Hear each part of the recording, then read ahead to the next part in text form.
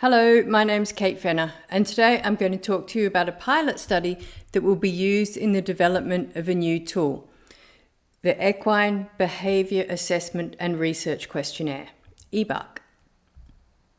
The study examined the relationship between equine training, management, behaviour and learning outcomes.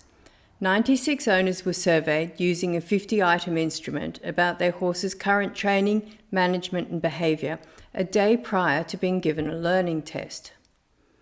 The learning test involved backing through a 5-metre corridor.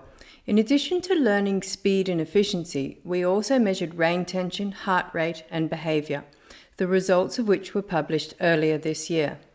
But at that time, we didn't look at the survey results.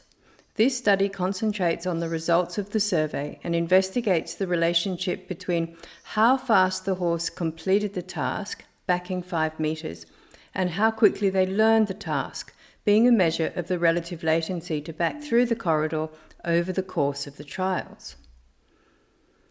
Just to give you a bit of background on the experiment, the horses were randomly assigned to a control or treatment group, the treatment being 10 minutes of a give-to-bit pressure exercise, alternating from one side of the horse to the other. The control group of horses simply stood for those 10 minutes. They were then taught the backing exercise. This was done using only the negative reinforcement of rein tension, which was measured and the subject of the publication earlier this year. Heart rate, time and behaviour were also recorded. Each horse had 8 trials, 4 off each rein, alternating left and right reins being our 2 dependent variables. Seen here, the handler is backing the horse off the left rein. The final 2 trials, trial 7 on the left rein and trial 8 on the right rein, were considered the test trials, and trials 1, 3 and 5 on the left and 2, 4, 6 on the right were considered the training trials. Learning efficiency was calculated as the difference between the first training trial, trial number 1 or 2 on the left or right rein, and the final test trial, that is trial 7 on the left and trial 8 on the right. We also looked at speed, how quickly they completed the task, by comparing the time taken in the final 2 trials only.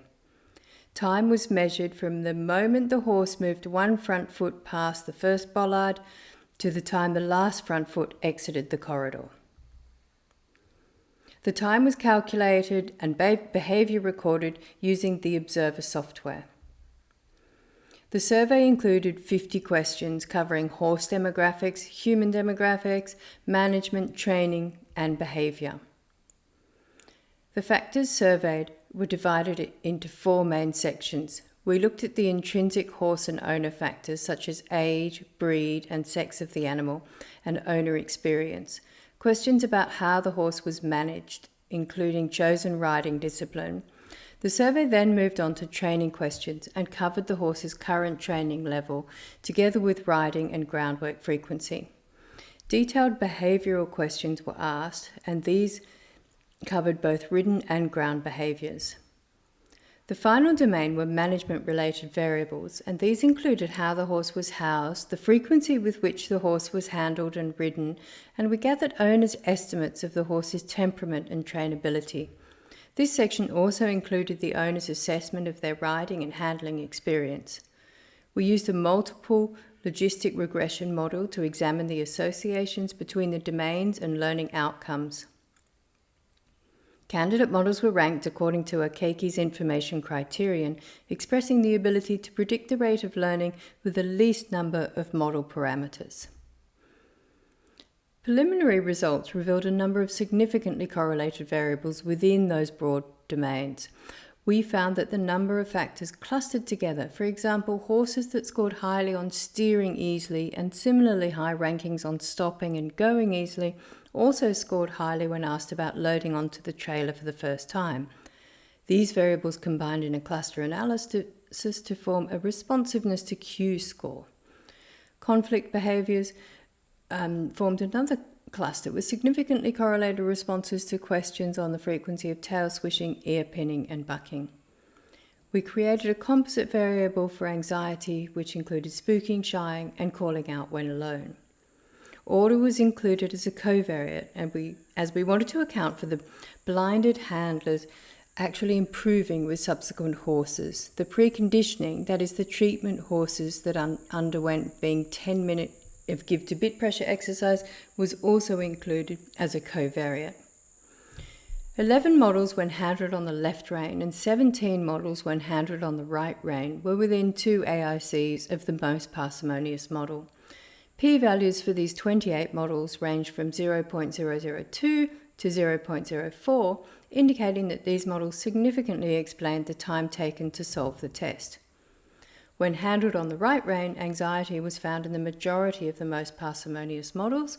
Horses with higher anxiety scores were faster at completing the test than those with lower anxiety scores, and horses that ranked more highly on anxiety were faster at completing the test when handled on the right rein. The coefficient for arena ground, which was the combination of the score of the frequency of which the horse was ridden in the arena or worked on the ground, was negative in all the models that included arena ground, indicating the more arena and or groundwork contributed to a faster time to complete the test. Breed was one of the most influential variables in all of our models for both left and right rein.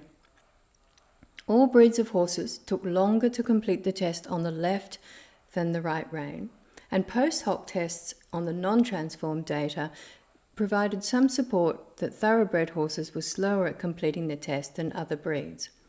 Thoroughbred horses were also found to toss their heads more than other breeds. Conflict behaviour appeared important in determining time when handled on the right rein. Those horses with higher conflict behaviour scores tended to take more time to complete the test. The amount of training a horse received, which was represented as a combination of both ridden, arena work and or groundwork, was a common explanatory variable when handled on the left rein and indicated that horses that had received more training were faster at completing the test than horses that had received little or no training. Okay, so this was interesting, 96 horses and some unexpected correlations. But what if we could add a few zeros to that number? What if we could have data on, say, 96,000 horses? Enter E-BARQ, the Equine Behaviour Assessment and Research Questionnaire. The E-BARQ survey is a sister survey of C-BARQ, and the data from over 80,000 dogs has already been collected with this survey. The new member of the family is the cat survey FEBARQ, which was validated just last year. The E-BARQ survey will investigate the training, management and behaviour of horses, from companion horses, grassroots riding and pony club mounts, breeding animals to elite competition athletes. The survey is divided into 5 sections. Owners will complete one survey for each horse and begin by completing the horse and owner demographics. This includes information on the breed of the horse and its age, as well as the owner's experience with horses and preferred riding discipline. They then move on to the horse management section, where the survey poses questions about how the horse is housed, the tack used, and how the horse is fed. The training section follows this and investigates training disciplines, rider experience, and whether or not the horse is professionally trained. Finally, we take an in-depth look at the horse's behaviour. Questions are designed to reveal how reactive the horse is, how responsive to cues, and how quickly the horse learns. The survey covers both ridden and ground behaviour in great detail. All of the variables investigated can impact on behaviour, but little about how they interact is currently understood. It may be that a particular housing method, such as full-time stabling, when combined with inexperienced riders and thoroughbred horses, produces difficult or undesirable behaviour. E-BARQ will help us identify those variables that promote desirable behaviours and those that don't, because behaviour impacts on welfare.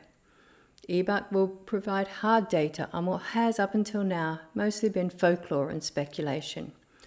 We will be able to answer questions like, does chasing an anxious horse around on a lunge before riding really make for a quieter ride? This information should help us better match horses to riders and reduce the significant problem of wastage in the industry. E-BARQ is a longitudinal study, so owners can come back and retest the same horse every 6 months. They can make changes to their management and training and discover whether those changes have had a positive or negative impact on behaviour, a super tool for any horse owner. Of course, not everyone will still have the horse after 6 months, and the exit survey will give us some much needed data on the reasons for wastage. Why are horses sold on, rehomed or euthanized? It's a major problem that E-BARQ is designed to assist with. So, who's it for? Equine researchers will find E-BARQ a very useful tool for investigating behaviour. Any industry professionals, from vets to farriers, trainers and breeders, will be able to measure changes in their animals' behaviour over time, and riders will also be able to get great feedback on how their training, riding and handling is affecting their horses. E-BARQ has already been used in over 70 dog studies, so horse people, we've got some catching up to do.